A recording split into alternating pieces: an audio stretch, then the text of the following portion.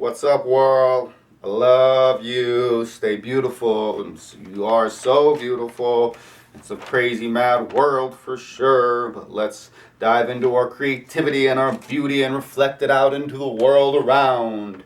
I am Dank Fart, the pirate poet. Fart is spelled P-H-A-R-T, is an acronym for pretty hot and reasonably talented. I'm just bringing a bunch of content to the world, giving you a view and a perspective into me, who I am as an artist.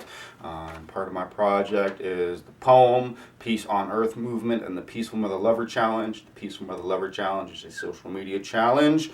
It's also a fundraiser, and you make peace on Earth by making peace signs on the Earth, and then he's peace on Earth, y'all. We made peace on Earth. You can make peace on Earth. Let's make peace on Earth.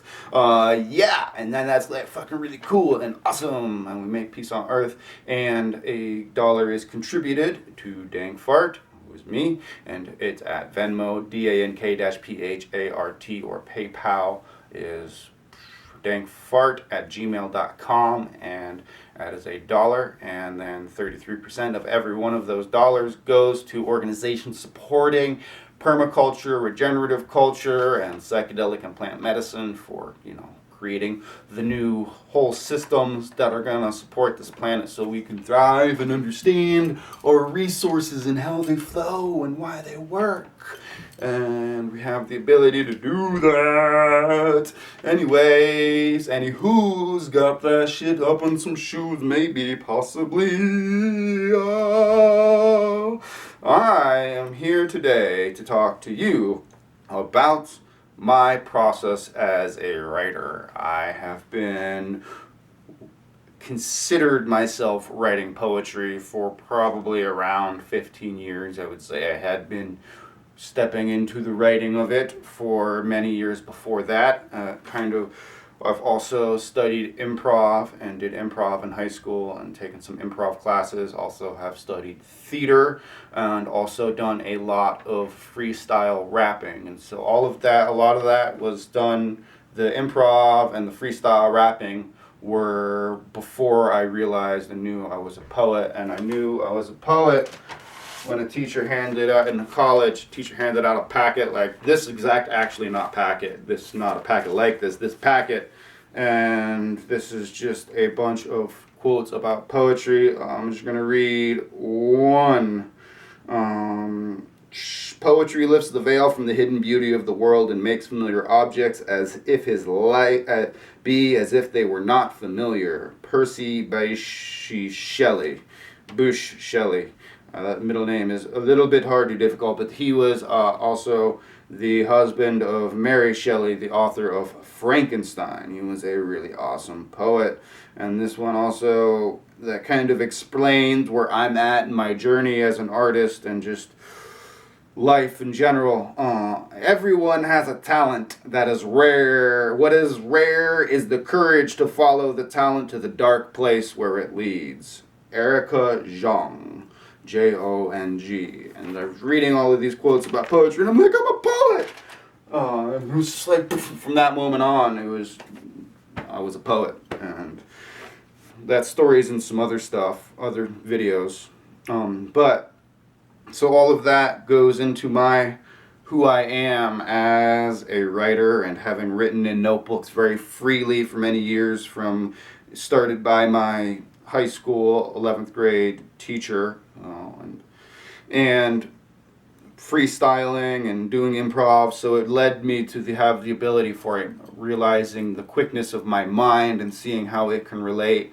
And I've also read a lot of books, studied a lot of different philosophy, had a lot of different life experiences, and all of that goes together to create what is my writing, my perspective, and my experience. I was never been trying to write like anybody. I was just writing, and then I was just like, with reading those quotes, it was just like, oh, I am a poet. And it wasn't like, and I mean, that means I've always been a poet, and it's just that raw, it's just like who I am. It's like in my DNA. I know that can sound a little bit crazy and kooky or whatever, but it's just my natural raw gift of life and language, and I've just synthesized all of my experience into that, and what comes out of my pen.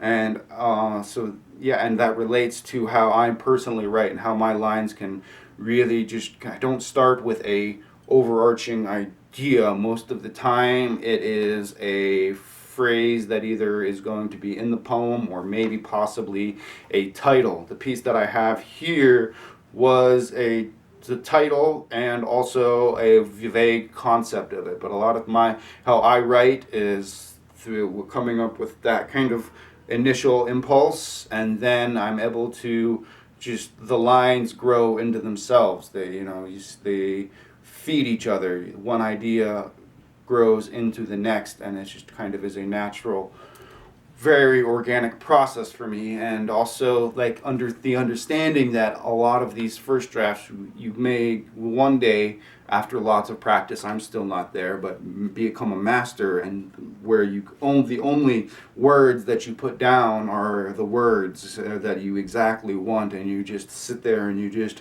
become the ultimate distillation process of you from ether to hand, and every word is exactly as you would intend and not needing any revision. But that takes a lot of work. Even Kerouac with his wild typing on massive scrolls, that was not him just doing it spontaneously after not writing and doing all of these different back end that led to what able to be create that process. He had been taking notes and writing and distilling it in himself for many years, and then so when he had sat down to the scroll, he could just get into that flow state of, and that has also been an inspiration for me in how I write. But then my background in improv and freestyle, very much, and theater, all of that, and the relationship of being able to improvise is heavily in my writing, and then all of my philosophy and books and everything that I read is processed, and I have access to it to emit out into the world. And it comes out, and especially after writing for 15 years, I have now really been able to dial it in and create pieces that are more refined. And even with those pieces that aren't refined, that's clay or work sketches that you could then take from that sketchbook and then put it on a canvas. If you in relating it to a painting, a lot of times a painter will sketch something and then put it up on the canvas, or the colors, they're not freehanding the colors a lot of the time. There will be a surface that kind of lays the lines lightly and then brings them in, and everybody does it a little bit differently, but but then that's understanding yourself and your own personal process. And so I'm kind of working to give you a view into my process and how I develop myself, and so maybe in ways that you could find insight in how you could discover yourself and your creative process. Because it's all very personal. Yes, there are templates that can help guide you, but in the end, it's still going to be your own personal process, your own personal journey. I would say very much like spiritual practice, and which is also which started with the thought meditation, and then I ended up going to spiritual practice and just giving you also insight to my mind, and that's also insight into poetry and my poetry, not poetry, but yes, poetry and my expression and how it comes into my world of poetry and through and by poetry. And how my mind works is synthesized into my poetry, and also why I was able to be kind of do improv and all of those things in a way, because my mind is quick at making associations. And yeah, and so like meditation is your own personal journey, and just as any experiential practice is, someone can point you to the door, but you have to walk through the door yourself. And just as an artist, you can be trained until you have your craft and your personal expression dialed in, but then you have to go through and create on your own. They can't create it for you. No ghost writers up in this world, except maybe I am a ghost embodied in this plane. Alright, now I'm gonna go into my piece, the peaceful, Peace Off Mother Lover. Probably can't read it, but you can maybe get a good vision of what it is and see it in its raw form. The orange are fixings, crafting it. It's like if it was marble or clay, and I had it was a clay statue. I've got the form and stuff, but now it needs to be dialed in and refined and smoothed, and maybe I'll eventually sent off to the kiln to burn into connecting it in that deep bonded way. First off, I'm just going to read it. Peace off, mother lover. No swears past lips, bound to nothing, free to sail most high, past border of I and you. Not in land of we, where hearts stand naked. I, not land of we, not land of I, land of we, where hearts stand naked, spurt truth of love with each palpitation, broke free from ribcage to roam beyond fields of these vegetable eyes, a peak beyond this suit of flesh, born to rot after its dance is no more. Still, its electrical delight spirals to rhythms beyond perception of science's mechanical view. Feel it in the guts, that which guides outside reason. Realm of mad fool mystic, turning water to wine. Drunk on the spirit, doves fly from peacemaker's tongue. Olive oil drips from lips, bread broken among all nations. Borders crossed at dinner table, full bellies fuel children's laughter. To plant tomorrow's garden with seeds of joy. Fires of hate cooled with tears of forgiveness, no longer spilling red oceans from veins in name of the Almighty. Now all can dance to our own tune, mad as can be, thrown to chaos. For those outside view, which knew not which our gaze was upon, they thought full crazy, though in full embrace with earthly earthly bodice was filled beyond vegetables' eyes gaze, that sang heart's tune past all calculations. Science understands the finger's pointed trajectory, but misses the moon reflecting life's source, too busy to listen to silence. Modernity drowned in surface noise. Plant a garden, learn pace of growing plants, step from yoke of clocks tick-tock to follow sun's shadow upon a quiet dial, follow stream of intuition as there's nowhere to be but where you are. Taste the wind, smell the dirt. This planet is our map. This body is our guide. Heart's compass leads to gold, not that which is sold and bought. Treasures not buried in this world of rot. Wealth and a life that juiced which was ripe, mindful not to pluck fruit before it was ready to bear its naked flesh. And as you could see here, not see, unless you're seeing the vibrations of my mouth coming out of my mouth, maybe you have that ability. There is some parts of this that I'm not even like for sure and able to like get through, but I didn't stop and go back because I just wanted to just get it out there and also express to you that this piece is very much in its still raw form, but the body is there. It just needs to be dialed in and sculpted more. And so now I'm going to go and do a little bit about the title and kind of how it unfolded. My mother has been wanting me to write her some poems, and so it's started out as me thinking I know I needed to write a poem for my mother, and in the conversation, she said, I think it was with my dad, about how they don't like the fact that I swear in some of my poetry, use the word fuck, shit, asshole, things of that nature. And so she was asking me to not write a piece that didn't contain any swearing within it. I don't believe there's any blasphemy in this either.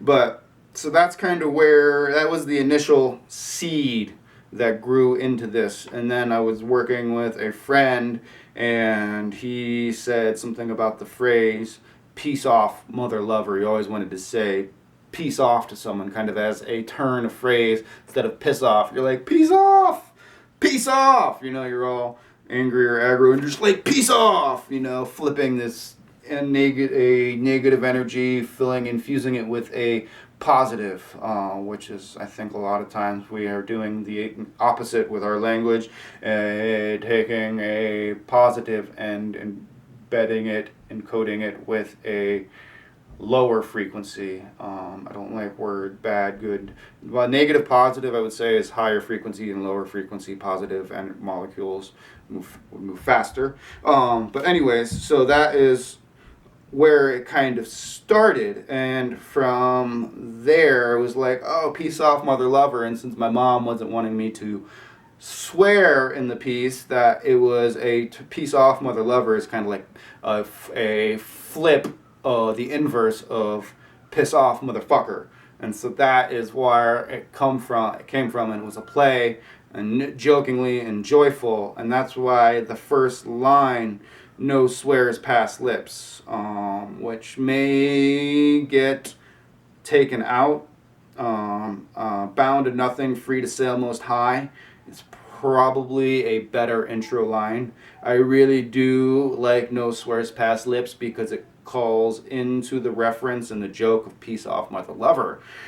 But the question becomes, is that more important, or the beginning of it and "bound to nothing," and how that relates potentially to the larger context of the poem? And you have to decide yourself which is better. It doesn't matter if Joe or Sally or whoever thinks it's better and that you shouldn't do it, and they want to like give you a bunch of like critique. I mean, if they want to, whatever, and you can listen to them and you can just take it in honestly, but at the end of the day, you have to decide what you want and make that decision for yourself, and decide which is more important and more valuable.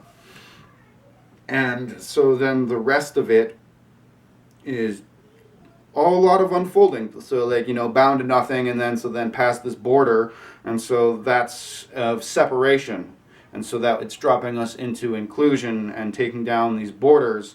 And so that's where hearts stand naked, so that you can literally be out there and putting your heart out to the world, and the world is such just in a clear, pristine state that there is no people, it's not going to be taken advantage of. Yes, life will be what life is, and there will be heart-rendering, heart-shattering heartbreak, but it will not, that'll just be from the process that is this physical 3D world. It's not going to be from the process of being taken advantage of. And so, and beyond these fields of vegetable eyes, and break free from this rib cage, and all of that continues to just fill into it, and talking also about science and the mechanical view, and then later bringing it back where the scientists are just studying the physical phenomenology, and that really is not a true exact explanation of anything. It's just going, well, this is moving, and then, well, let's dissect it all and figure out what's going on. Oh, it's just the looking at of interactions and the process of them all unfolding.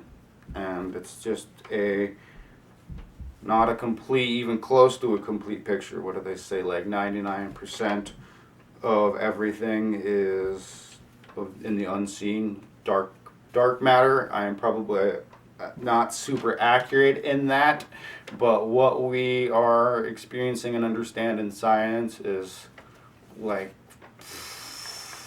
3% of everything that they like fully are aware of. And the equations, they can't come to any of their conclusions without fudging the numbers at the high level. And I'm like certain of that. And until you can come to conclusions without fudging the numbers, that's that. And if you, by fudging the numbers, it means that you have to get to a certain point where they're pretty certain that this is how it's supposed to work, and all of the equations and everything all lines up, but it gets to a point when it's no longer getting them to where they want to be if they look in the math, so they have to then make a guess and kind of tweak the numbers, explore a little bit above or a little bit below, and see where you can make it work. But so the equations are all the numbers are fudged, and that's a whole different other story. But I'm a poet, so I dance with the mad universe that is this creation. Dance with the mad universe that is this creation. And so, yes, the whole piece just kind of unfolds in that fashion, and it didn't take me that long to write. I wrote it in probably like 10 minutes, and everything is just things that I have synthesized through my life, and imagery of things that were also just like pretty there for me. It's not about grasping for these perfect images. You can do that. That comes later, but I've been writing for so long and exploring life for so long and reading so much and being surrounded by other writers and painters and musicians, and just surrounded myself with so much creativity that I've synthesized all of it, and also with improv and theater and freestyling, that I've been able to create and craft my ability to pretty effortlessly compose things at a high level. And for me, the goal for poetry is to crack open the essence of whatever it is you're approaching, and let it be fomented so that they can be drawn into that expression, that reality of it. This actually, I'm gonna pull this off the wall if I can. Is an expression that is something that I feel very called to. This was